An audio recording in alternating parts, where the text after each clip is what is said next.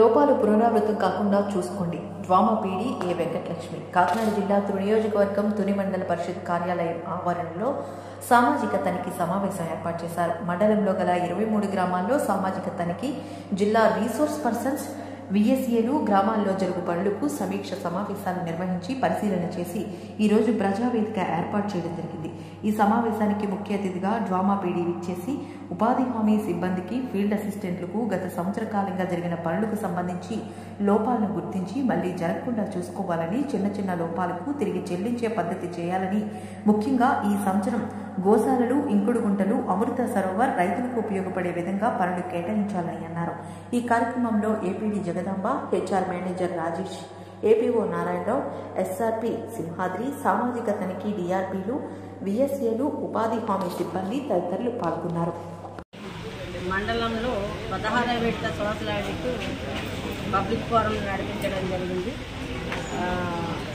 మొత్తం 23 జీపీసీలో కూడా మా సోషల్ ఆడిట్ టీం గత 10 రోజుల నుంచి డోర్ టు డోర్ వెరిఫికేషన్ చేయడం, అలాగే అన్ని వర్కులు కూడా మెజర్మెంట్ చేసి ఆ మెజర్మెంట్స్ అన్నీ కూడా డీవియేషన్స్ ఉంటే డీవియేషన్స్ గుర్తించడం, అలాగే ఒక రెక్టిఫికేషన్ మోడ్లో మనకి ఈ ఆడిట్ జరగడం జరిగింది.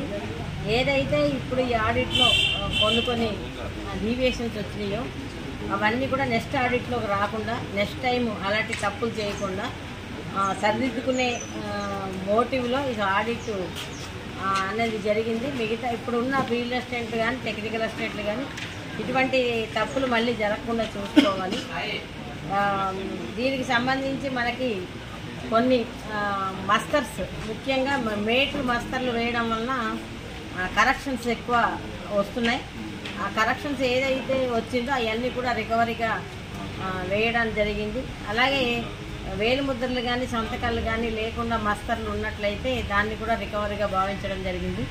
ఆ అమౌంట్లో అయితే కన్సర్న్ ఎవరైతే ఆ టైంలో ఫీల్డ్ అసిస్టెంట్లు ఉన్నారో వాళ్ళే రికవరీ కట్టాల్సి ఉంటుంది.